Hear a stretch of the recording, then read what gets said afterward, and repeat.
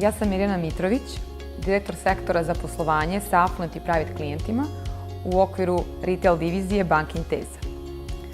Jedan od stavova kojih se čvrsto držim i koji su mi dosta pomogli u profesionalnom i ličnom razvoju jeste da je sve moguće i da je sve podležno promenama. Kako u životu, tako i u poslu. Kao i da nije dovoljno biti samo otvoren za promene, već i pokretač istih. Jedna od prvih promena koju možete da uradite za sebe, za vaše bolje sutra, jeste da se razvijate, da radite na sebi i da se okružite kvalitetnim ljudima. Kotruli MBA program upravo to omogućava.